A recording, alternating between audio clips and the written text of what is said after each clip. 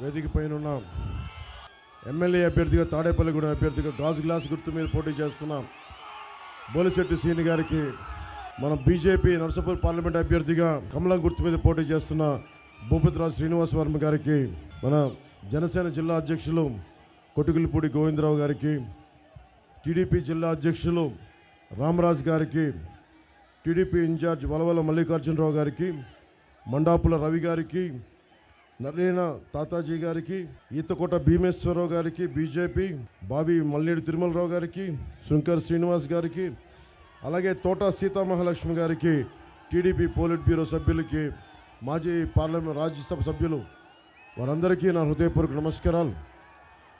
వెనకనున్న మా అన్నదమ్ములకి, ఆడపడుచులకి, మేడల మీద, మిద్దెల మీద, సందుల్లో అటువైపు ఉన్న పెద్దలందరికీ, మా కుటుంబ సభ్యులకి, ముందున్న మా ఆడపడుచులకి, యువతులకి, తల్లులకి, మబ్బుల్లో పరిగెత్తే పిడుగులు లాంటి జన సైనికులకి, యువతకి, వేదిక ముందున్న నాయకులందరికీ, కార్యకర్తలకి, ముఖ్య కార్యకర్తలందరికీ, భారతీయ జనతా పార్టీ, తెలుగుదేశం, జనసేన మనకి నాయకులందరికీ ప్రత్యేక హృదయపూర్వక నమస్కారాలు.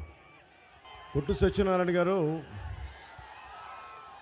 2014లో నా ఆఫీస్కి వచ్చి ఆయన నన్ను, మీరు పొత్తులో ఉన్నారు కాబట్టి తెలుగుదేశం పార్టీ టికెట్ ఇప్పించమని కోరారు. కానీ ఆ రోజున పాపం మాణిక్యాలరావు గారికి, దివంగతులైన మాణిక్యాలరావు గారికి వెళ్ళిపోయింది. మేబీ ఆ కోపం ఉందనుకుంటా ఆయనకి నా మీద, ఆయన టికెట్ ఇప్పించలేదని కక్ష కట్టేశారు. అందుకే ఆయన ఈ మధ్యన బాగా రెచ్చిపోయి సీఎం జగన్ని తిట్టిన ఎవ్వనైనా సరే పాతాళంలోకి తొక్కేస్తానని చెప్పి అధికారంలోకి రాగానే కొందరు అకౌంట్లు సెటిల్ చేస్తామని కొట్టు సత్యనారాయణ గారు అన్నారంట. బాగా ముదిరిపోయారు సత్యనారాయణ గారు, మీరు డబ్బులు ఎక్కువైపోయాయి, మీకు మెదడుకు కూడా కొవ్వు పట్టేస్తుంది మీకు, అందువల్ల అలాంటి మాటలు వస్తాయి. కొట్టు సత్యనారాయణ గారు, నేను జనరల్గా మనుషులతో గొడవలు పెట్టుకోను, చాలా మర్యాదగా ఉంటా. కొట్టు గారికి ఒకటే చెప్తున్నా, మీ కొట్టు కట్టే సమయం అయిపోయింది. తాడేపల్లిగూడెంలో మనకి కొట్టు సత్యనారాయణ గారి కొట్టు, జగన్ గారి అవినీతి కోట రెండు పోతాయి ఈ ఎన్నికల్లో. బోలిశెట్టి గారంటే నాకు చాలా ఇష్టం. ఓటమిలో నిలబడ్డ నాయకుడు, దమ్మున నాయకుడు, ప్రజలు కష్టాల్లో ఉంటే వచ్చి అండగా ఉండే నిలువెత్తు 6 అడుగుల ఆజానుబాహు. ఇంకా చెప్పాలంటే జనసేన బాహుబలి.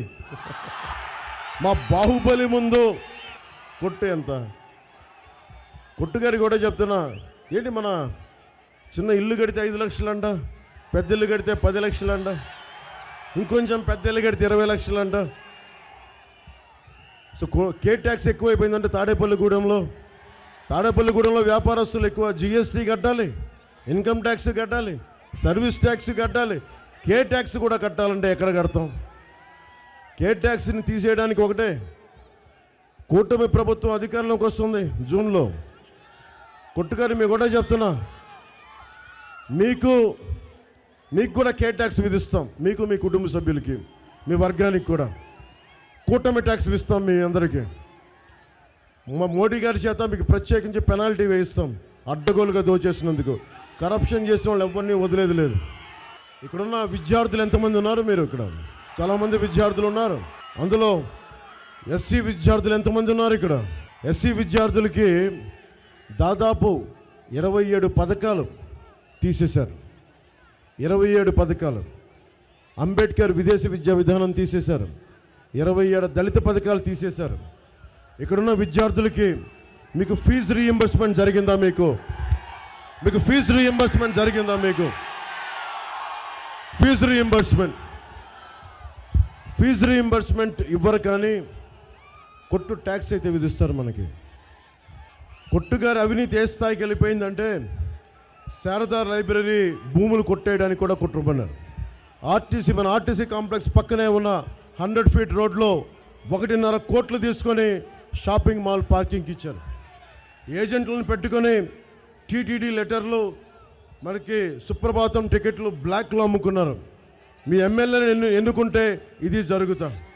ప్రోటోకాల్ దర్శనానికి 15,000, బ్రేక్ దర్శనానికి 6,000, టికెట్ ప్రైస్కి 500 రూపాయలు. దేవస్థానానికి ముఖ్యమంత్రిగా చేసి దేవస్థానాన్ని కాపాడమంటే ఈయనకి టికెట్లు పంపిణీ చేస్తాను, డబ్బులుగా అమ్ముకుంటా ఉన్నాడు.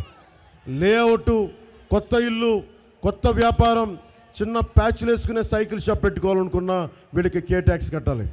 ఇది మీరు చెప్పండి, ఎందుకు భయపడాలి మనం? ప్రతి నియోజకవర్గంలో ఒక రేటు కట్టారు. ఏ లేఅవుట్ వేయాలన్నా ఈ మంత్రి పెట్టిన రేటు 30 లక్షలు. ఒక దగ్గర బంధువు గారు కూడా పాప ఆయన తెలిసిన స్నేహితులు నా దగ్గర చెప్పారు, నేను కొట్టుగారి బంధువునండి, నాకు కూడా 3 కోట్ల రూపాయలు తీసుకోకుండా విడిచిపెట్టలేదని. డిమాండ్ చేసి ట్యాక్స్ కట్టకపోతే అధికారులను అడ్డం పెట్టుకుని వేధింపులు చేస్తూ ఉన్నారని తెలిసింది. జగన్ ప్రభుత్వంలో ఉద్యోగుల పరిస్థితి, ఉద్యోగస్తులకి జగన్ చేసిన ద్రోహం అంతా ఇంత కాదు.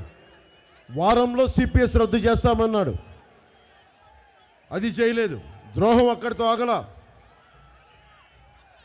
పర్మనెంట్ రిటైర్మెంట్ అకౌంట్ నెంబర్ అకౌంట్స్లో డిపాజిట్ చేయాల్సిన డబ్బులు మొత్తం ఈ గవర్నమెంట్ వాడేసుకుంది. సిపిఎస్ ఉద్యోగుల జీతం నుండి నెలకి 10% పక్కన పెట్టి ప్రభుత్వం తన వాటాగా 10% కలిపి ఈ పర్మనెంట్ రిటైర్మెంట్ అకౌంట్ నెంబర్లో వేస్తే అది కూడా వేయకుండా డబ్బులు తీసేసుకొని మొత్తం సిపిఎస్ వదిలేయండి, వారి వేసిన రిమిట్ చేసిన సొమ్మును కూడా వాడేసుకున్నారు. మీరు చెప్పండి, మీరు ఎవరికైనా డబ్బులు తీసుకొని వాడేసుకుంటే మన మీద చీటింగ్ కేసు పెడతారు. అలాంటిది ఉద్యోగస్తుల కష్టాన్ని, నేను ఒక మాజీ ప్రభుత్వ ఉద్యోగ కొడుకుని, నాకు తెలిసే కష్టం ఎలా ఉంటుందో. కష్టపడి సంపాదించుకున్న డబ్బుని ఎవడు సాక్షాత్తు ముఖ్యమంత్రి కొట్టేస్తే ఎక్కడికి పారిపోతాం? ఎవడి మీద చీటింగ్ కేసు పెడతాం? వెళ్ళి డీజీపీ గారికి చెప్తామా? వెళ్ళి ఏసీబీకి చెప్తామా? ఎవరికి చెప్తాం? ప్రజా కోర్టులోనే వెళ్ళి నిలబెట్టాలి. ప్రతిసారి ప్రజా కోర్టు 5 సంవత్సరాలకు ఒకసారి వస్తాయి.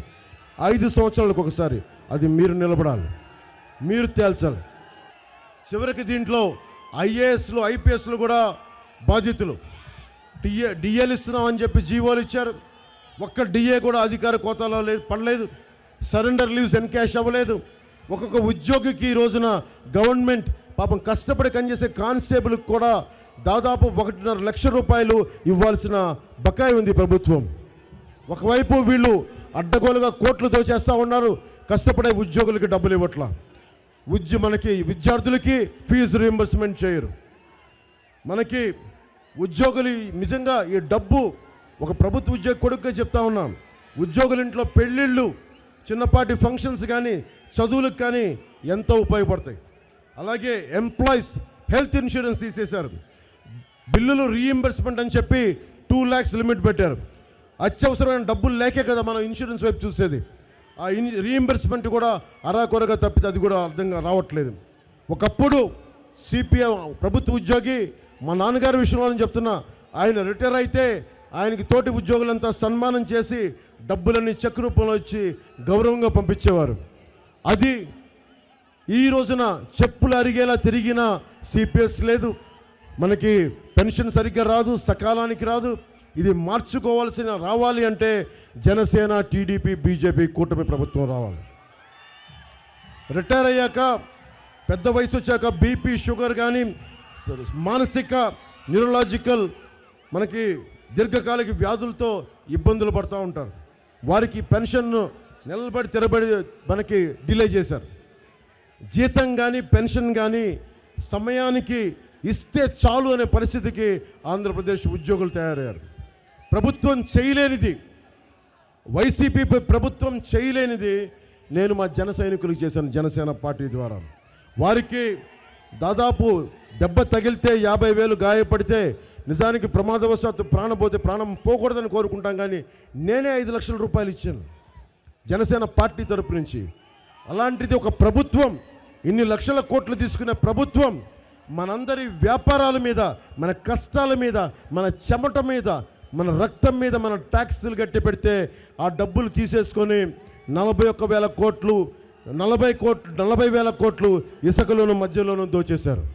అందుకే మనకు ఫీజు రీయింబర్స్మెంట్లు జరగవు, సకాలంలో పెన్షన్లు రావు, సకాలంలో నిజంగా మనకి అన్ని నిత్యావసర వస్తువులు పెరిగిపోయే పరిస్థితి. యువత మీరు ఆలోచించండి, దేశ ప్రధాని నరేంద్ర మోదీ గారి జీతం 1,60,000. ఈ దేశాన్ని 100 కోట్ల పైగా ఉన్న జనాభాని ఏలే ప్రధానమంత్రి జీతం 1,60,000. జగన్ పెట్టుకున్న 89 మంది అడ్వైజర్లు, ఆధిపత్యపు అహంకారం చూపించే సజ్జల రామకృష్ణారెడ్డి గారు ఇలాంటి వాళ్ళందరూ కలిపి వాళ్ళ జీతాలు సలహాలు ఇచ్చినందుకు ఏంటి, మన కొట్టు సత్యనారాయణ గారి లాంటికి ఎలాగ అడ్డగోలుగా డబ్బులు సంపాదించాలో అని సలహాలు ఇచ్చే వాళ్ళకి జీతాలు దేశ ప్రధానికి 1,60,000, 89 మంది సలహాదారులకి 680 కోట్ల రూపాయలు.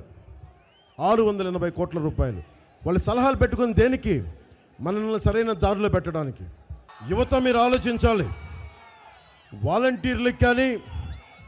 వాలంటీర్లకి సన్మానానికి 710 కోట్ల రూపాయలు ఇచ్చారు సన్మానాలకి. అదేదో మీ ఖాతాల్లో పడేస్తుంటే ఫీజు రీయింబర్స్మెంట్ జరిగేది కదా. పోనీ సాక్షి పేపర్ కొనాలి, దానికి 200 రూపాయలు అని చెప్పి దాదాపు 450 కోట్లు 600 కోట్లు డబ్బులు సాక్షి పేపర్ కొనటానికి. సాక్షి పేపర్ ఎవరి సొత్తది? మన కష్టం. మనందరం ట్యాక్సులు కడితే కట్టిన డబ్బుని వాళ్ళ సాక్షి పేపర్ నడపడానికి ఆ డబ్బులు తీసుకుంటా ఉన్నారు. భవన నిర్మాణ కార్మికుల సంక్షేమ నిధి నుంచి మనందరం ఇల్లు కడితే 1% సెస్ కడతాం, ట్యాక్స్ కడతాం. అది ఎవరికి పనిచేస్తే? కూతురుకి పెళ్ళిళ్ళకో దేనికో ఏదైనా ప్రమాదవశాత్తు ఏదైనా జరిగితే 20,000, 15,000, 5,000 ఆ సంక్షేమ నిధి నుంచి తీసుకుంటారు భవన నిర్మాణ కార్మికులు. ఆ డబ్బులను దోచేశారు. మొట్టమొదటిసారి నేను 2 చోట్ల ఓడిపోయాక జనసేన నన్ను పిలిచింది, భవన నిర్మాణ కార్మికులు పిలిచారు. మా కష్టాలు ఉన్నాయి, నువ్వు రా బయటికి, మాకు నడువు అంటే ఆ రోజు నేను బయటికి వెళ్తే, వైజాగ్కి వెళ్తే జనం వస్తారా లేదని ఆలోచించా. ఓడిపోయినోడికి ఎవడొస్తారులే జనం అని అందరూ నాకు ఆలోచించా. నాకు తెలియదు కదా మీ గుండెలు ఇంత ప్రేమ ఉంటుందని. సరే వెళ్ళా ముందుకి. బోలిశెట్టి గారు కూడా ఉన్నారు. కింద పడదాం మీద పడదామని వెళ్తే ఎయిర్పోర్ట్ లాగారు. నా డౌట్కి తగ్గట్టుగానే అన్నా నువ్వు బయటికి రాకన్నారు. అన్న జనం ఇంకా గ్యాదర్ కాలేదంటాను. సరే ఎంతమంది ఉంటారు? కనీసం మన నాయకులు కూడా రాలేదా అన్న? లేదు ఉన్నారని. ఎంతమంది రావాలంటే నేను చెప్పే 50 మంది ఉంటే సరిపోద్ది కదా అన్నారు. అలా కాదన్న. ఎంతమంది ఉన్నారు ఇప్పుడు అని అడిగా. 1000 మంది ఉన్నారు. అబ్బో అద్భుతం, చాలు పదని ముందుకు పోతాం. ఎందుకంటే నేను ఎవడన్నా సరే, విద్యార్థులు చాలామంది ఉన్నారు. What is class war? పేదవాడిని అధికారం ఉన్నవాడు దోచేయడం కదా క్లాస్ వార్. అలాంటిది భవన నిర్మాణ కార్మికులు జీతాలు ఎంత, వాళ్ళ కూలీ ఎంత, వాళ్ళ సంక్షేమ నిధి నుంచి దోచేవాడు క్లాస్ వార్ గురించి మనం క్లాస్ వార్ చేస్తున్నామంట, మనం దోపిడీ చేస్తున్నామంట. కౌలు రైతుకి 1,00,000 రూపాయలు చొప్పున ఇచ్చింది ఎవరు? జగనా పవన్ కళ్యాణా? మీరు ఆలోచించండి. అలాంటిది నేను వెళ్తే 1000 మంది కాదు 5,000 మంది ఉన్నారు. ఇంకొక 10 నిమిషాలు దాటితే 10,000 మంది అయ్యారు, 25,000 మంది అయ్యారు, 1,00,000 ఒక జన సునామీ అయింది వైజాగ్ భవన నిర్మాణ కార్మికుల కోసం నిలబడితే. భవన నిర్మాణ కార్మికులకి నేను మాటిస్తున్నాను, మీ సంక్షేమ నిధిని కూటమి ప్రభుత్వం కానీ ఎవరైనా కానీ డైవర్ట్ చేసే పరిస్థితి లేకుండా అదనంగా ఇంకొక 10 రూపాయలు కావాలంటే మీ సంక్షేమ నిధికి నేను ఈ రోజున మాటిస్తున్నాను. భవన నిర్మాణ కార్మికుల సంక్షేమ నిధికి నేను మాటిస్తున్నాను. ఫస్ట్ దాన్ని ఎవరు తీసుకోవడానికి లేదు. నేను ఈ రోజున తాడేపల్లిగూడెం సభలో చెప్తున్నా, భవన నిర్మాణ కార్మికుల సంక్షేమ నిధికి నేను 1 కోటి రూపాయలు విరాళాన్ని.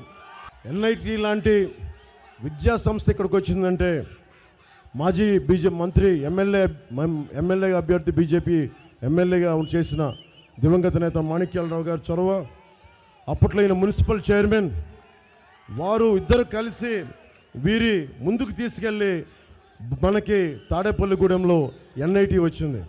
నిజంగా ప్రజల కోసం నిలబడే వ్యక్తి అడ్డగోలుగా నిలబడిపోతాడు. ఆయన ఎంత మొండి వ్యక్తి అంటే కష్టం వస్తే రేయింబవళ పోలీస్ స్టేషన్లో కూర్చుంటాడు. ఎవరెళ్ళినా సరే బోలిశెట్టి గారి ఇంటికి వెళ్ళి తడితే వచ్చి కూర్చొని దగ్గర పెట్టుకుని సమస్యలను పరిష్కరిస్తారు బోలిశెట్టి గారు. ముఖ్యంగా తాడేపల్లిగూడెం మనకి ఇది మార్కెట్లు బోల్డన్ని నిత్యావసర వస్తువులు రవాణా రంగం ఉంది. రవాణా రంగాన్ని ఉన్న వారందరికీ నేను మాటిస్తున్నాం, పక్క రాష్ట్రాలతో మాట్లాడి కానీ అందరితో మాట్లాడి గ్రీన్ ట్యాక్స్ కానీ తగ్గించే బాధ్యత మేము తీసుకుంటాం. నిజంగా రవాణా రంగానికి నేను మాటిస్తున్నాం, మీరు ప్రతి రవాణా రంగం తాలూకు కష్టాలు మనకి ఎక్కువ మంది ఉన్న రవాణా కార్మికులు, రవాణా సంఘం సంబంధించిన వారు, అలాగే వ్యాపారం ఎక్కువ ఉంది, హైవేకి దగ్గరలో ఉంది. దీనిని ఒక మార్కెట్కి అనుకూలంగా ఉండే, నేషనల్ మార్కెట్కి అనుకూలంగా ఉండే ఒక మార్కెట్ హబ్గా, పల్సెస్కి మార్కెట్ హబ్గా తాడేపల్లిగూడెంని తయారు చేస్తాం ఈ ఆధ్వర్యంలో. అలాగే మిలిటరీ మాధవరం, తాడేపల్లిగూడెం పేరే ఒకప్పుడు ఎయిర్పోర్ట్ ఉంది ఇక్కడ. ఆ ఎయిర్పోర్ట్లో భూములు కూడా నిజంగా చాలామంది అడుగుతూ ఉన్నారు. కొంత అన్యాక్రాంతం అయిపోయినాయి, కానీ కొన్ని రెగ్యులరైజ్ చేయమంటూ ఉన్నారు. ఖచ్చితంగా నేను పరిశీలన చేసి కూటమి ప్రభుత్వం రాగానే దానికి ఒక పరిష్కార మార్గం వెతుకుతాం. 3000 మంది మిలిటరీ ఉన్నారు మిలిటరీ మాధవరంలో, తాడేపల్లిగూడెంలో. మీ అందరి అభ్యర్థన కూడా నా దగ్గరకు వచ్చింది. క్యాంటీన్ కావాలని, ప్రధానమంత్రి గారితో మాట్లాడాలని. మనకి శ్రీనివాస్ వర్మ గారు, భూపతిరా శ్రీనివాస్ వర్మ గారు, మీకు క్యాంటీన్ ఏర్పాటు చేసే బాధ్యత శ్రీనివాస్ వర్మ గారు, బోలిశెట్టి శ్రీను గారు, నేను, జనసేన కూటమి ప్రభుత్వం తీసుకుంటుంది. మీకు నిజంగా కేంద్ర ప్రభుత్వం కనుక లేట్ జరిగితే నేను మీకు మాటిస్తున్నాను, 3000 మంది మిలిటరీ కార్మికులకి నేను మాటిస్తున్నాను, అక్షయ ఫౌండేషన్ తీసుకొచ్చి నేను మీకు అవసరమైన క్యాంటీన్ నేను ఏర్పాటు చేస్తాను. ఒకవేళ కేంద్ర ప్రభుత్వం లేట్ అయినా కానీ, ఇప్పటిదాకా తాడేపల్లిగూడెం వ్యాపారానికి ప్రసిద్ధి.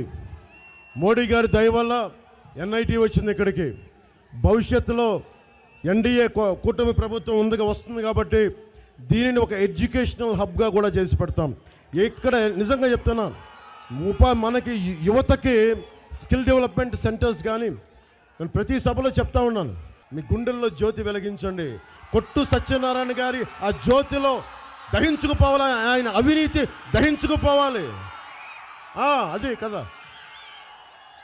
ఒక దొంగ వస్తున్నాడమ్మా వైసీపీ ముఖ్యమంత్రి ఇంకోసారి రావడానికి, అమ్మా నేను తండ్రి లేని బిడ్డనమ్మా, నాకు ఓటేయండి అమ్మా అని వస్తున్నాడు. ఆ దొంగ మాటలు నమ్మకండి అమ్మా, ఆ దొంగ మాటలు నమ్మద్దు. ప్రతిసారి కూర్చొని ఎవరో ఒకరు చచ్చిపోవాలమ్మా బిడ్డ అధికారంలోకి రావాలంటే. ఎంతసేపు ఏదైనా సరే చెడగొట్టడం, కూలగొట్టడాలు, చచ్చిపోవడాలు తప్ప బతికించే గుణమే లేదేమో మనిషి దగ్గర. ఏదైనా మాట్లాడితే తండ్రి లేని బిడ్డ అని సాగు కొడుతూ ఉంటాడు. నాకు కూడా తండ్రి లేడమ్మా, మరి ఏం చేయి, నేను కూడా ఏం చేస్తాం? తండ్రి లేని బిడ్డ అని చెప్పి మమ్మల్ని పొడిచే అధికారం శక్తిస్తామా మనం? వాళ్ళ మంత్రులు ఎలా తయారయ్యారంటే, ఇక్కడ తగిలితే దెబ్బ ఇటు ప్లాస్టర్ వేసుకొని రెండో రోజు ఇక్కడ వేసుకుంటున్నారు. ప్రతి ఎన్నికలకి కోడి కత్తి అంటారు, ఇంట్లో మర్డర్ అయిపోద్ది, చంపేస్తారు, మళ్ళీ ఎదుటోళ్ళ మీద తోస్తాడు. ఈరోజు కూర్చోబెట్టి మళ్ళీ ఎవరో రాయి కొట్టారండి, గులకరాయికి. అంటే వీళ్ళకి అర్థం కాంది, ముఖ్యమంత్రికి తగిలితేనే దెబ్బ, జగన్కి తగిలితేనే దెబ్బ. సగటు భవన నిర్మాణ కార్మికులు ఆకలితో మలలాడి 39 మంది పైగా చనిపోయారు. ఆకలికి వాళ్ళు ఎవరితో చెప్పుకుంటారు? భవన నిర్మాణ కార్మికుడు ప్రాణం కంటే నీ గులకరాయి దెబ్బ ఎక్కువ. నీకు తెనాలి సభలో చెప్పాను, అమర్నాథ్ అని గౌడ కులానికి చెందిన 15 ఏళ్ళ కుర్రవాడు. నాకు నిజంగా కులం చెప్పడం ఇష్టం లేదు. మానవ హక్కుల ప్రకారం ఎవరికి దెబ్బ తగిలినా, ఎవరికి జరిగినా తప్పే, ప్రాణం పోవడం ప్రాణమే. నేను మానవ హక్కులను చాలా బలంగా నమ్ముతాను. కానీ ఎవరైతే చంపారో వాళ్ళ అబ్బాయిని పెట్రోల్ వేసి కాల్ చేశారో, మళ్ళీ వాళ్ళు వారం రోజులు 15 రోజులు తిరక్కముందే రోడ్ల మీదకి వచ్చేసారు. రోడ్ల మీదకి వచ్చేసి తిరుగుతూ ఉన్నారు. తూర్పుగోదావరి జిల్లాలో పత్తిపాడు నియోజకవర్గంలో దాదాపు అక్కడ ఉన్న ఎమ్మెల్సీ తన దగ్గర పనిచేసే ఒక దళిత డ్రైవర్ని చంపేసి ఇంటికెళ్ళి డోర్ డెలివరీ చేశాడు. ఎలాంటి అడాసిటీ, అడాసిటీ అంటారు. ఎంత అహంకారం అది, ఎంత పొగరు అంటే, చంపేసి నువ్వు డోర్ డెలివరీ చేస్తే ఏదైనా చెల్లిపోద్దా? అలాంటి వాడు ఇంకోసారి కావాలా మీకు ముఖ్యమంత్రిగా? అలాంటి ప్రభుత్వం కావాలా మీకు? కొట్టు సత్యనారాయణ ఇంకొకసారి తాడేపల్లిగూడెంకి ఎమ్మెల్యేగా కావాలా? మీరు ఒకసారి ఆలోచించుకోండి. ఈయన దేవాదాయ శాఖ మంత్రి కొట్టు సత్యనారాయణ. దేవాదాయ శాఖలో శ్రీశైలం మల్లికార్జునుడికి ప్రతి సంవత్సరం చేసే మహాకుంభాభిషేకం చేయలా. కొట్టు సత్యనారాయణ గారు, మీరు శ్రీశైలంలో మల్లికార్జునుడికి ఆనవాయితీగా జరగాల్సిన మహాకుంభాభిషేకం చేయలా. మీరు దేవాదాయ శాఖ మంత్రి 2 సార్లు వాయిదా వేశారు. మొన్న సంవత్సరం ఏ కారణం చెప్పాలో తెలియక ఎండలు ఎక్కువ ఉన్నాయని చెప్పారు. ఎందుకు ఇవన్నీ చేశారంటే దక్షిణాయనంలో శ్రీశైలం మల్లికార్జునుడికి మహాకుంభాభిషేకం చేస్తే జగన్కి పదవీ గండం ఉందంట. జగన్కి పదవీ గండం ఉందని చెప్పి ఈ పెద్ద మనిషి శ్రీశైలం మల్లికార్జునుడికి మహాకుంభాభిషేకం చేయాల. శివుడు 3వ కన్ను తెరిస్తే మాడి మసి అయిపోతారు, గుర్తుపెట్టుకోండి. మీరు మాడి మసి అయిపోవడం ఖాయం. అరచేత్తో సూర్యుని ఆపగలరా? మీరెంత, మీ శక్తి ఎంత, మీ స్థాయి ఎంత? కొట్టు సత్యనారాయణ గారు, అది ఆచారాలని తుంగలో దొక్కకండి. మీరు చేసిన దానికి నేను చెప్తున్నా, ఇది జ్యోతిష్యమే చెప్తున్నా, మీరు సర్వనాశనం అయిపోతారు. శివుడికి మహాకుంభాభిషేకాన్ని పక్కన పెట్టారు. దానివల్ల మీ ప్రభుత్వం పోవటం 100% ఖాయం. టెండర్లకి 110 కోట్లు సజ్జల గారు చెప్పాను, ఇలాంటి ఎన్నో. ఒంటిమిట్టకి వెళ్ళడానికి ఓకే, సీఎం గారికి వెళ్ళలేదు, ఆయన పరిస్థితులు వేరు అనుకుందాం. ప్రోటోకాల్ ప్రకారం ఎవరు వెళ్ళాలి? మనకి దేవాదాయ శాఖ మంత్రి కొట్టు సత్యనారాయణ గారు వెళ్ళాలి. కానీ వెళ్ళింది ఎవరు? గనులు దోచే పెద్దిరెడ్డి గారు, ఇసుకను దోచే పెద్దిరెడ్డి గారు. అది వీళ్ళ స్థాయి. వెళ్ళి ధైర్యంగా బతకండి రా బాబు అంటే వెళ్ళి వాళ్ళకి మోచేతి అంబలు తాగే బతుకులు వీళ్ళు మన ఎమ్మెల్యేలు. కాకినాడలో వైసీపీ నాయకులు అర్చకుల మీద, శివాలయంలో ఉండే అర్చకుల మీద దాడి చేశారు. ఎంత అహంకారం! మళ్ళీ కేసుని మాఫీ చేస్తారంట. భీమవరంలో అక్కడికి ఆలయంలో, సోమేశ్వరుని ఆలయంలో బ్రాహ్మణుల తాలూకు యజ్ఞోపేతాన్ని, పవిత్రంగా చూసుకునే యజ్ఞోపేతాన్ని తెంపేశారు. అంత పొగర్లు పెరిగిపోయినాయి వైసీపీ వాళ్ళకి, మామూలు పొగర్లు పెరగల. దళితులనేమో డోర్ డెలివరీ చేస్తారు, బీసీల మీదేమో దాదాపు 8,000 9,000 పైసలకు కేసులు పెట్టారు బీసీల మీద. 34% ఉన్న బీసీ స్థానిక ఎన్నికల్లో ఉన్న రిజర్వేషన్ని 24% చేశారు. ఎల్లికి ఊడిగం చేసి కూర్చోబెట్టి వీళ్ళ చుట్టూ భజన చేస్తే చాలు, కులాలు నాశనం అయిపోయిన పర్లా. ఇది మారాలని నేను కోరుకుంటా ఉన్నా. 5 సంవత్సరాలకు ఒకసారి ఎన్నికలు వస్తాయి. మనకు ఉండే కష్టాలు మనకు ఉన్నాయి. సాగునీరు కానీ, ఇప్పుడు ఈయన పెద్దలు చెప్తా ఉన్నారు, తాగునీటికి సమస్యలు, సాగునీటికి సమస్యలు, వ్యాపారాలు అంటే ట్యాక్సులు, జిఎస్టీలు ఎక్కువైపోయినాయి మనం బాధపడుతూ ఉంటే దానికి అదనంగా కే ట్యాక్స్, కొట్టు ట్యాక్స్ ఒకటి. ఇన్నిట్లో మనకి చిన్న ఇల్లు కట్టుకోవాలంటే గవర్నమెంట్కి ఎలాగ ట్యాక్స్ పే చేయాలి, డబ్బులు పే చేయాలి, మళ్ళీ దానికి లంచాలు. ఎప్పటికీ మారుతుంది ఈ పరిస్థితులు? ఎప్పటికీ లంచాలు పే చేయాల్సిందేనా? దీనికి మార్చే ఇది లేదా? 2047లో మీకున్న ఒక్కొక్కరికి, ఇక్కడున్న ఆడబిడ్డలకు కానీ, నీ వయసు ఎంత తల్లి? నీ వయసు 20? ఎంత మీ వయసు? ఏళ్ళతో చెప్పు. 18 ఏళ్ళ? 19? 2047కి ఎంత? 24లో ఉన్నాం. 19 ఎప్పుడు? మీకు 40 దాటుతే లేదా? 40కి వచ్చేటప్పటికి మీకు బిడ్డలు ఉంటారా లేదా? మీ బిడ్డలకు కూడా ఇలాంటి జీవితాలను ఇస్తామా? ఇలాగే కలుషితమైన జీవితాన్ని ఇస్తామా? దుమ్ము రోడ్లు లేని ప్రభుత్వాలను ఇస్తామా? ఉద్యోగాలు లేని భవిష్యత్తుని, భద్రతని ఇస్తామా? ఇలాగే మర్డర్లు చేసి డోర్ డెలివరీలు చేసే భరిస్తామా?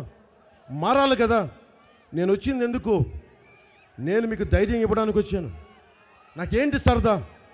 ప్రతి అడ్డమైన సన్నాస్యత మాటలు అనిపించుకోవాలంటే నాకేంటి సరదా? నాకు కొట్టు చేత కూడా మాటలు అనిపించుకునే స్థాయికి నేను వచ్చానంటే దేనికి వస్తాం? మీ బాగుండాలని. సమాజంలో ధైర్యం చచ్చిపోతుంది. మీరందరూ ఇంతమంది ఉన్నారు, నేను ఒక్కడిని వచ్చి ఒక సభ పెట్టి ఇంతమంది నాయకులు వస్తే ఇంతమంది ఉన్నారు. తప్పు జరుగుతుంటే మటుకు మీ అందరికీ భయం వేసిపోతుంది. ఏం చేద్దాం? దానికి పరిష్కారం ఏంటి? మీ భావాన్ని గట్టిపరుచుకోవాలి. కొట్టు సత్యనారాయణ దిగొచ్చాడా? కొట్టు సత్యనారాయణ కొడుకు ఏమైనా దిగొచ్చాడా? వాళ్ళకేమైనా ప్రత్యేకంగా రక్తం వేరుగా ఉందా? మనకంటే కూర్చొని అట్లీస్ట్ మా బాహుబలిలాగా కనీసం 6 అడుగుల పైన ఉన్నాడా? ఏముంది వీళ్ళ దగ్గర? వైఎస్ జగన్ ఏమైనా పెట్టి పుట్టాడా? సజ్జల రామకృష్ణారెడ్డి గారు ఏమైనా పెట్టి పుట్టారా? వారు ఎందుకు చూసి భయపడుతున్నాం? మనకి పథకాలు అన్నీ ఇస్తాం. ఇందాక ఉంగుటూరు సభలో చెప్పా, ఎన్ని అద్భుతమైన చట్టాలను తీసుకురా. అంబేద్కర్ గారు చెప్పింది, ఎన్ని అద్భుతమైన చట్టాలను తీసుకురా, ఎంత బలమైన లా అండ్ ఆర్డర్ని తీసుకురా, ఇండియన్ పీనల్ కోడ్ని తీసుకురా, కానీ అమలు చేసేవాడు, అది అధికారి కావచ్చు, లేదా ముఖ్యమంత్రి కావచ్చు, కొట్టు సత్యనారాయణ ఎమ్మెల్యే కావచ్చు, వీళ్ళ బుద్ధి సక్రమంగా లేనంత కాలం అంబేద్కర్ గారు లాంటి మహానుభావులు ఎంత గొప్ప రాజ్యాంగాలు రాసిన అమలు చేసేవాడిలో చిత్తశుద్ధి, త్రికరణ శుద్ధి లేకపోతే పనిచేయదు. ఎందుకు మీకు ఫీజు రీయింబర్స్మెంట్లు రావట్లా? ఎవరు అడుగుతారు దీన్ని? ఫీజు రీయింబర్స్మెంట్ ఎందుకు రావట్లేదు? ఎవరిని అడగాలి మీరు? ఎందుకు గొంతు లేదు? భయం గుప్పిట్లో ఇరుక్కుపోయాం. ప్రిన్సిపల్ ఏదని అంటాడా? ప్రొఫెసర్ లేదని అంటారా? భయం గుప్పిట్లో అయిపోయింది. గ్రీన్ ట్యాక్స్ ఎందుకు పెంచారు అని అడగటానికి మనకి రవాణా కార్మికులకి భయం, రవాణా రంగానికి భయం, భవన నిర్మాణ కార్మికులు కష్టాలని, రక్తాన్ని, చెమటని, కండల్ని పిండి చేసే 450 కోట్లు దోచేస్తే అడగడానికి భయం. ఎవడు ధైర్యం ఇస్తాడు ఈ సమాజంలో? మనకి మనమే ధైర్యం ఇచ్చుకోవాలి. మనకి మనమే. అది నాకేం అవకాశం, నాకు నిజంగా ఆశ లేదు. కానీ నాకు ఉన్నది ఏంటంటే, ఇంతమంది మహానుభావుల గురించి చదువుకొని స్ఫూర్తి తెచ్చుకున్న తర్వాత కూడా నేను ధైర్యంగా లేకపోతే, నేను సమాజానికి ధైర్యం ఇవ్వకపోతే నేను కూడా తప్పు చేసిన వాడిని అవుతానని ఒకే ఒక ఉద్దేశంతో జనసేన పార్టీ స్థాపించాను. అదొక్కటే నా ఉద్దేశం. అధికారం రావచ్చు, రాకపోవచ్చు. నేను మానవ హక్కులనే చూస్తాను, అణగారిన వర్గాల తాలూకు కష్టాలను చూస్తాను, ప్రతి కులం తాలూకు కష్టాలని చూస్తాం, ప్రతి కులానికి నిలబడతాం. తప్పు చేసిన వాడు పార్టీ వాడైనా సరే సహించేది లేదు, తీసి అవతలేస్తాం. ఎందుకంటే కరెక్షను మనతో మొదలు పెట్టాలి. నేను అంత నిలబడతా. మా ప్రతి ఎమ్మెల్యే అభ్యర్థి బాధ్యతగా ఉంటారు. కిర్లంపూడి సభలో చెప్పాను, అన్ని కులాలకి ద్రోహం చేస్తుంది వైసీపీ ప్రభుత్వం. అన్ని కులాలకి ఒక ఉద్యమం అంటే నేను ఎందుకు చెప్తున్నానంటే, మీ భవిష్యత్తు కోసం. ఇక్కడ 19 ఏళ్ల ఆడబిడ్డ ఉంది. నేను మీ భవిష్యత్తు నేను ఆటాడుకోను. నేను 5 సంవత్సరాల్లో దాదాపు 200 కోట్ల రూపాయలు సంపాదించే సినిమాల్లో వకీల్ సాబ్ కానీ, భీమ్లా నాయక్ కానీ, ఇంకే సినిమాలు చేసినవన్నీ 70 కోట్ల పైన ట్యాక్స్, జిఎస్టీ కట్టాను. నా సంపాదన ఇది, నేనేం దాచేవాడిని కాదు. అలాంటిది నేను ఈ సుఖాలను వదులుకొని ఎందుకు వస్తున్నానంటే, మీ పక్కన నిలబడేవాడు ఎవడు? చంద్రబాబు గారు జైల్లో ఉంటే ధైర్యం ఉంది ఎవరికి? జనసేనకి ఉంది, పవన్ కళ్యాణ్కి ఉంది. ఎందుకుంటుంది? మార్టిన్ నిమోలర్ చెప్పింది ఒకటే, మన పార్టీ వాడికి రాలేదు కష్టం అని చెప్పి మేము కూర్చుంటే లాభం లేదు, మన కులపోడికి రాలేదని కష్టం కూర్చొని మన ఇంట్లో కూర్చుంటే లాభం లేదు, నా బంధువుకి రాలేదని కూర్చుంటే కాదు. మానవ హక్కులు ఉల్లంఘింపబడుతున్నాయా లేదా, మనకి రాజకీయ వేధింపులు ఉన్నాయా లేదా, అదొక్కటే పెట్టుకొని నేను చంద్రబాబు గారికి సపోర్ట్ చేశాను. కూటమి ప్రభుత్వం వస్తుంది. మొత్తం రైల్వే కోడూరుకి వెళ్ళినా, ఎక్కడికి వెళ్ళినా సంపూర్ణంగా కూటమి ప్రభుత్వం ఇట్లాగే బయటికి వచ్చి జనం చెప్తున్నారు, చెయ్యెత్తి చెప్తున్నారు, కూటమి ప్రభుత్వం వస్తుందని. మీరు ధైర్యంగా ఉండండి. నేను మీకు భరోసా ఇస్తున్నాను. నేను పిఠాపురం నుంచి పోటీ చేస్తున్నాను. ఈ కూటమిలో చాలా బలమైన నాయకత్వం ఉంది, చాలా బలమైన నాయకత్వం. రాజంపేట భారతీయ జనతా పార్టీ కమలం గుర్తు మీద పార్లమెంట్ అభ్యర్థిగా కిరణ్ కుమార్ రెడ్డి గారు చేస్తారు. ఒక ముఖ్యమంత్రి, 14 సంవత్సరాలు పనిచేసిన ముఖ్యమంత్రి చంద్రబాబు గారు ఉన్నారు. దశాబ్దంగా మీ కష్టాలను మోస్తున్న నేనున్నాను. ఇవన్నీ కాకుండా మన నాయకులందరూ, వేదిక పైన నాయకులందరూ ఉన్నారు. మేము బూతులు తిట్టుకునే అసెంబ్లీ కాదు, మీ కష్టాలకి గళమిప్పే అసెంబ్లీని వినిపిస్తాం. మేము మీ కష్టం చెప్పండి, ఫీజు రీయింబర్స్మెంట్ అని చెప్పండి, రవాణా రంగ సమస్యలని చెప్పండి, భవన నిర్మాణ కార్మికుల సమస్యలను చెప్పండి. ఏ సమస్య అయినా సరే మార్పుకి మనకి జనసేన, టీడీపీ, భారతీయ జనతా పార్టీ కూటమి ఉంటుంది. నేను ఒకటే చెప్తా ఉన్నాను, ఈరోజు మనకి దీని మీద 5వ నెంబర్ మీద బోలిశెట్టి శ్రీనివాస్ గారు గాజు గ్లాస్ గుర్తు, దీని మీద మీరు విలువైన ఓటుని వేయాల్సిందిగా కోరుకుంటున్నాం. అలాగే భూపుత్ర శ్రీనివాస్ వర్మ గారు పార్లమెంట్లో 2వ స్థానంలో 2వ అభ్యర్థిగా ఉన్నారు. ఆయన్ని భారీ మెజారిటీతో గెలిపించవలసిందిగా మనస్ఫూర్తిగా కోరుకున్నాం. ఇవన్నిటికంటే కూడా నేను మీ కష్టాలకి నేను గ్యారంటీ ఇస్తున్నా, నేను నిలబడతా. నాకు తెలుసు నేను చాలా ఎక్కువ బాధ్యత తీసుకుంటున్నానని, కానీ మీరు నా మీద పెట్టిన నమ్మకానికి గుండెల్లో పెట్టుకొని బయటకు వస్తున్నా. గుండెల్లో పెట్టుకొని నేను మీకు ఒకటే మాటిస్తున్నా, పవన్ కళ్యాణ్ అనే వ్యక్తి మీ ఇంట్లో వాడు, మీ కుటుంబ సభ్యుడు. కులాలకి, మతాలకి, ప్రాంతాలకి అతీతంగా ఒక దళితుల ఇంట్లో కష్టం జరిగితే బయటకు వస్తాం. అనంతబాబు డ్రైవర్ని డోర్ డెలివరీ చేస్తే బయటకు వచ్చాం. ఒక సుగాలి ప్రీతి ఎస్టీ కులానికి చెందిన బిడ్డ చనిపోతే బయటకు వచ్చాం. కాపులు ఇబ్బంది పడుతుంటే బయటకు వచ్చాను. వైశ్యులు ఇబ్బంది పడుతుంటే బయటకు వచ్చాను. క్షత్రియ సమాజాన్ని చెందిన ఎంపీని ఇబ్బంది పెడితే బయటకు వచ్చాను. బ్రాహ్మణులు ఇబ్బంది పడుతుంటే బయటకు వచ్చాను. వైశ్యులను భయపడుతుంటే బయటకు వచ్చాను. ఏ కులమైనా సరే బీసీలకు అన్యాయం జరిగితే బయటకు వచ్చాను. ఆడబిడ్డలకు అన్యాయం జరిగితే బయటకు వచ్చాను.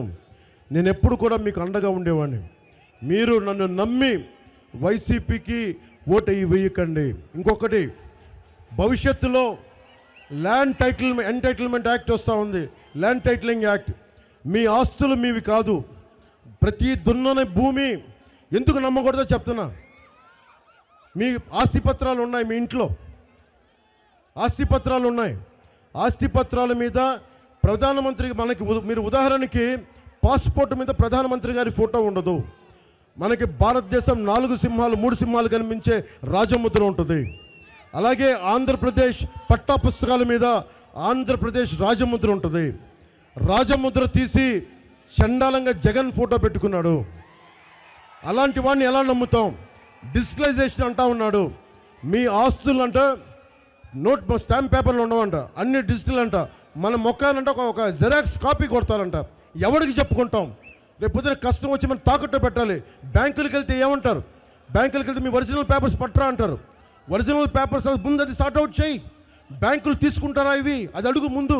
లేదా బ్యాంకులు కాదు, ఒక వడ్డీ వ్యాపారి దగ్గరికి వెళ్ళి తనఖా పెడతాను, వాళ్ళు తీసుకుంటారా? ఏ బేసిస్లో తీసుకుంటాం? అందుకని మీరు ఆలోచించుకోండి. మీరు ఉండే ఇల్లుని తాకట్టు పెట్టేస్తాడు, మీరు ఉండని ఇల్లుని అమ్మేస్తారు, మీరు దున్నని భూమిని లాగేసుకుంటారు, మీరు దున్నే భూమిని తాకట్టు పెట్టేస్తారు. ఇదే ఈ ల్యాండ్ టైటిలింగ్ యాక్ట్లో చాలా చాలా డేంజర్. వైసీపీ మద్దతుదారులు కూడా చెప్తున్నా, అది మనం కూర్చోబెట్టి ఒక దెయ్యాన్ని భుజాల మీదకి ఎక్కించుకొని తిరిగారు 2019 నుంచి 2024 దాకా. ఆ దెయ్యాన్ని తాట తీసే సమయం ఆసన్నమైంది. మీరు సంసిద్ధంగా ఉండండి. మేము మీకు అండగా ఉంటానని తెలియజేసుకుంటూ, యువతకి మేనిఫెస్టోలో కీలకమని చెప్తున్నాను. యువతకి స్కిల్ డెవలప్మెంట్ శిక్షణ ఇచ్చి వారి కాళ్ళ మీద వారు నిలబడేటట్లు చేయటం, ప్రతి చేతికి పని కల్పించడమే కూటమి తాలూకు లక్ష్యం. ప్రతి చేనుకి నీరు, ప్రతి చేతికి పని. చేతి వృత్తులు, కుల వృత్తుల్ని పరిరక్షించడమే కూటమి లక్ష్యం.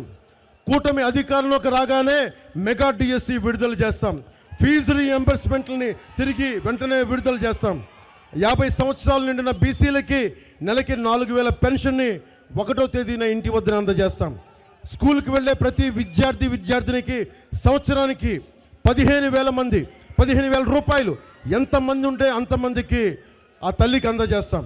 సంవత్సరానికి ఆడబిడ్డలకి 3 గ్యాస్ సిలిండర్లు ఉచితంగా అందజేస్తాం. ప్రతి రైతుకి సంవత్సరానికి 20,000 ఆర్థిక సహాయం అందిస్తాం. ప్రతి మహిళకి నెలకి 1,500 రూపాయలు అందజేస్తాం.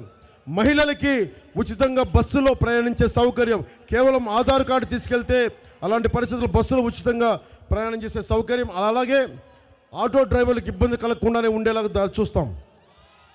మనకి పేదలు కడుపు నింపడానికి ఇందాక అడిగారు మిలిటరీ వాళ్ళు, అన్న క్యాంటీన్లతో పాటు డొక్కా సీతమ్మ క్యాంటీన్లు కూడా పెడతాం. స్థానిక సంస్థల ఎన్నికల్లో 24% చేసిన బీసీ రిజర్వేషన్ని తిరిగి 34% తీసుకొస్తాం. బీసీ, ఎస్సీ, ఎస్టీ, మైనారిటీ నిధుల్ని వారికే ఖర్చు చేస్తాం. ఎట్టి పరిస్థితుల్లో కూడా వాటిని డైవర్ట్ కాకుండా కాపాడుతామని తెలియజేసుకుంటూ, 13 రోజులు ఎన్నికలు ఉన్నాయి. బోలిశెట్టి గారు కూడా చెప్తున్నారు.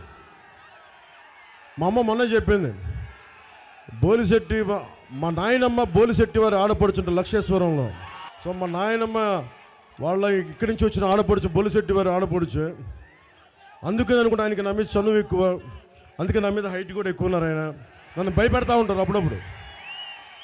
బెదిరిస్తూ ఉంటాను. నన్ను ఎవరన్నా జనసేన పార్టీలో బెదిరించేది ఈయన బెదిరింపు. ఈయన హైట్ చూసి భయపడతా ఉంటాను. సరదాగా చెప్తా. నా సోదరుడు సరదా. నేను మీ అందరికీ నిలబడే వ్యక్తిని. మామూలు మెజారిటీ కాదు, పగిలిపోయే మెజారిటీ ఉంది, బద్దలైపోయే మెజారిటీ ఉంది. భూపతిరాజు శ్రీనివాస్ వర్మ గారు ఉన్నారు. పార్లమెంట్కి వెళ్తే నేను మీకు ఏదైనా సమస్య కావాలంటే బోలిశెట్టి గారి దగ్గరికి వెళ్దాం. వీళ్ళిద్దరిని తీసుకెళ్ళి ఎందుకు పని చేయమని వీళ్ళని కూర్చోబెట్టి మాట్లాడిద్దాం వాళ్ళ చేత. ఎవరిని వైసీపీ నాయకుల్లాగా ఎవరిని మనకు కాదు, నేను పని చేస్తా, పని చేయిస్తాం. అసెంబ్లీలో బూతులు లేని అసెంబ్లీని చూపిస్తాం. బూతులు లేని అసెంబ్లీ. అవినీతి ఉంటే మటుకు చెప్తున్నాం, మీరు అండగా ఉండండి, ఒక్కొక్కళ్ళ తాట తీసేస్తాం. అవినీతి చేసాం. ఇప్పుడు రైట్ అది.